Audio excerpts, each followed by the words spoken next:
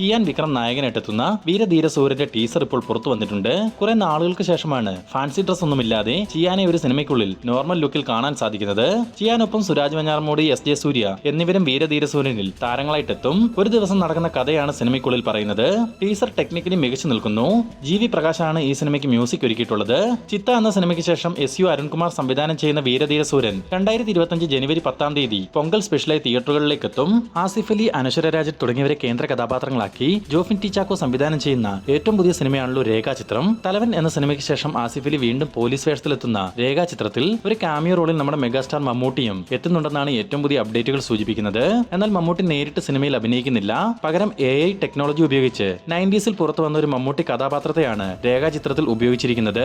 2025 ജനുവരി മാസം 9-ാം തീയതിയാണ് രേഖാചിത്രം തിയേറ്ററുകളിലേക്ക് എത്തുക. ചിത്രത്തിന്റെ ട്രെയിലർ വരുന്ന ക്രിസ്മസ് ദിനത്തിൽ പുറത്തു വരുമെന്ന് ഇന്നലത്തെ വീഡിയോയിൽ നമ്മൾ സൂചിപ്പിച്ചിട്ടുണ്ട്. ഉണ്ണി മുകുന്ദനെ നായകനാക്കി ഹനീഫ് അദേനി സംവിധാനം ചെയ്ത് വരുന്ന ഡിസംബർ 20-ാം തീയതി തിയേറ്ററുകളിലേക്ക് എത്താനിരിക്കുന്ന ഒരു പാനിന്യം ബ്രഹ്മാണ്ഡ സിനിമയാണല്ലോ മാർക്കോ. നിലവിൽ ചിത്രത്തിന്റെ ടീസറും ലിറിക്കൽ വീഡിയോസും പോസ്റ്ററുകളുമെല്ലാം സോഷ്യൽ മീഡിയയിൽ വൻ തരംഗമായി മാറിയിരുന്നു. ഇപ്പോൾ ചിത്രത്തിന്റെ മാർപ്പാപ്പ എന്ന് തുടങ്ങുന്ന വീഡിയോ ഗാനവും യൂട്യൂബ് വഴി റിലീസ് ചെയ്തിട്ടുണ്ട്. പിന്നെ അതിന് പിന്നാലെ മാർക്കോയുടെ ട്രെയിലറും പുറത്തിറക്കാനുള്ള പദ്ധതിയിലാണ് മൂവി ടീം. ഈ ആഴ്ചയിൽ തന്നെ മാർക്കോയുടെ ട്രെയിലർ റിലീസ് ചെയ്യുമെന്നാണ് സൂചനകൾ ലഭിച്ചിട്ടുള്ളത്. സൂര്യയെ നായകനാക്കി RJ ബാലാജി സംവിധാനം ചെയ്തു വരുന്ന സൂര്യ 45 എന്ന ചിത്രത്തിൽ നിന്നും മ്യൂസിക് ഡയറക്ടർ AR റഹ്മാൻ പിൻവാങ്ങിയതിന് പിന്നാലെ സായി അഭ്യങ്കറിനെ സൂര്യ 45ന്റെ മ്യൂസിക് ഡയറക്ടറായി തിരഞ്ഞെടുത്തിട്ടുണ്ടെന്ന് അപ്ഡേറ്റുകൾ ലഭിച്ചിട്ടുണ്ട്. അർജുൻ അശോകൻ, ബാലു വർഗീസ്, അനശ്വര രാജൻ തുടങ്ങിയവരെ കേന്ദ്ര കഥാപാത്രങ്ങളാക്കി മഹേഷ് മധു സംവിധാനം ചെയ്യുന്ന എന്ന് സ്വന്തം പുണ്യാളൻ എന്ന സിനിമയുടെ ടീസർ ഇപ്പോൾ റിലീസിനെത്തിയിട്ടുണ്ട്. ചില ടീസറൊക്കെ കാണുമ്പോൾ ഇത് എന്തായാലും കൊളുത്തുമെന്ന് നമുക്ക് തോന്നില്ലേ? അത്തരത്തിലൊരു വൈബ് നൽകുന്ന ഞെരിപ്പൻ ടീസറാണ് സിനിമയുടേതായി പുറത്തു വന്നിട്ടുള്ളത്. ഈ വരുന്ന ജനുവരി 20-ാം തീയതി എന്ന് സ്വന്തം പുണ്യാളൻ മലയാളം, തമിഴ് ഭാഷകളിലായി തിയേറ്ററുകളിലേക്ക് എത്തും.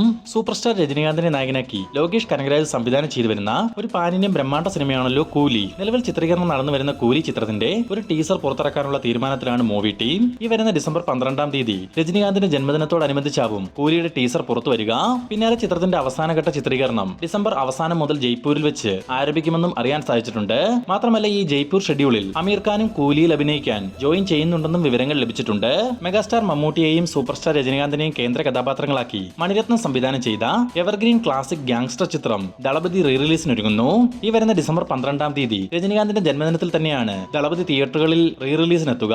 കേരളത്തിലും ചിത്രത്തിന് റിലീസ് ഉണ്ടാവും. ഇന്ദ്രൻസ്, സുധീഷ്, ജോണി ആന്റണി തുടങ്ങിയവർ കേന്ദ്ര കഥാപാത്രങ്ങളാവുന്ന ഒരുമ്പെട്ടവൻ എന്ന സിനിമയുടെ റിലീസ് തീയതി പ്രഖ്യാപിച്ചു. ഈ വരുന്ന ജനുവരി 3-ാം തീയതി ഒരുമ്പെട്ടവൻ തിയേറ്ററുകളിലേക്ക് എത്തും. മെഗാസ്റ്റാർ മമ്മൂട്ടി, ഗോകുൽ സുരേഷ് തുടങ്ങിയവരെ കേന്ദ്ര കഥാപാത്രങ്ങളാക്കി ഗൗതം വാസുദേവ് മേനോൻ സംവിധാനം ചെയ്ത Dominic and the ladies purse എന്ന ചിത്രം ഹോളിവുഡ് സിനിമയായ പിങ്ക് പാന്തറിന്റെ ഇൻസ്പിറേഷനിൽ ഒരുക്കിയിട്ടുള്ള ഒരു ഇൻവെസ്റ്റിഗേഷൻ കോമഡി സിനിമയായിരിക്കുമെന്നൊരു ന്യൂസ് ഇപ്പോൾ പുറത്തു വന്നിട്ടുണ്ട്. വരുന്ന ജനുവരി മാസം 23-ാം തീയതിയാണ് ഈ മമ്മൂട്ടി ചിത്രം റിലീസിനെത്തുന്നത്. അല്ലു അർജുനെ നായകനാക്കി സുകുമാർ സംവിധാനം ചെയ്ത പുഷ്പ ദി റൂൾ എന്ന പാൻ ഇന്ത്യൻ ചിത്രം റിലീസിനെത്തി വെറും 4 ദിവസങ്ങൾ കൊണ്ട് 829 കോടി രൂപ എന്ന ഞെട്ടിക്കുന്ന കളക്ഷനാണ് ലോകമെമ്പാടും നിന്ന് സ്വന്തമാക്കിയിരിക്കുന്നത്. ഇന്ത്യൻ സിനിമയിൽ തന്നെ ആദ്യമായിട്ടാണ് ഒരു സിനിമ 4 ദിവസങ്ങൾ കൊണ്ട് ഇത്രയും വലിയൊരു കളക്ഷനിലേക്ക് എത്തപ്പെടുന്നത്. ഈ കളക്ഷന് പ്രധാന കാരണം ചിത്രത്തിന്റെ ഹിന്ദി പതിപ്പ് തന്നെ. ഓരോ ദിവസം കഴിയുന്തോറും വൻ കളക്ഷൻ വർധന തന്നെയാണ് പുഷ്പ 2-ന് നോർത്ത് ഇന്ത്യയിൽ നിന്നും ലഭിക്കുന്നത്.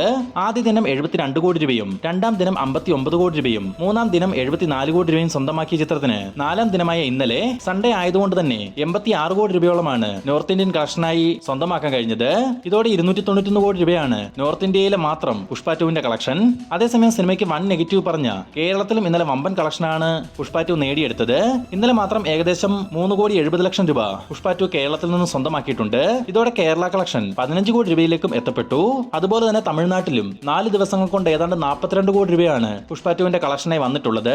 എന്തായാലും വെറും 4 ദിവസങ്ങൾ കൊണ്ട് 829 കോടി രൂപ നേടിയ ഈ അല്ലു അർജുൻ ചിത്രം 1000 കോടിയും കടന്ന് 1500 കോടി കളക്ഷനിലേക്കും എത്താൻ സാധ്യതയുണ്ട്. ലാലേട്ടനെ നായകനാക്കി മുരളി ഗോപിയുടെ തിരക്കഥയിൽ പൃഥ്വിരാജ് സുകുമാരൻ സംവിധാനം ചെയ്യുന്ന എമ്പുരാൻ സിനിമയുടെ ടീസർ റിലീസിനൊരുങ്ങുന്നു. നിലവിൽ പോസ്റ്റ് പ്രൊഡക്ഷൻ വർക്കുകൾ നടന്നു വരുന്ന എമ്പുരാന്റെ ടീസറിന്റെ വർക്കുകൾ ആരംഭിച്ചിട്ടുണ്ടെന്നും വരുന്ന ക്രിസ്മസ് ദിനത്തിലോ അല്ലെങ്കിൽ ന്യൂ ഇയർ ദിനത്തിലോ എമ്പുരാന്റെ ടീസർ മൂവി ടീം പുറത്തുവിടുമെന്നുമാണ് ഏറ്റവും പുതിയ അപ്ഡേറ്റുകൾ സൂചിപ്പിക്കുന്നത്. 2025 മാർച്ച് 27-ാം തീയതി പാൻ ഇന്ത്യൻ റിലീസായിട്ടാവും എമ്പുരാൻ തിയേറ്ററുകളിലേക്ക് എത്തുക. ലാലേട്ടനെ കൂടാതെ പൃഥ്വിരാജ് സുകുമാരൻ, മഞ്ജു വാര്യർ, ടൊവിനോ തോമസ്, ബൈജു, ഇന്ദ്രജിത്ത് തുടങ്ങിയവരും എമ്പുരാനിൽ താരങ്ങളായിട്ടെത്തും. അപ്പോൾ ഇതുപോലുള്ള ഏറ്റവും പുതിയ സിനിമാ വാർത്തകൾ എത്രയും വേഗത്തിൽ അറിയുവാൻ നമ്മുടെ ഈ ചാനൽ ഇപ്പോൾ തന്നെ ഒന്ന് സബ്സ്ക്രൈബ് ചെയ്ത് വെക്കുക.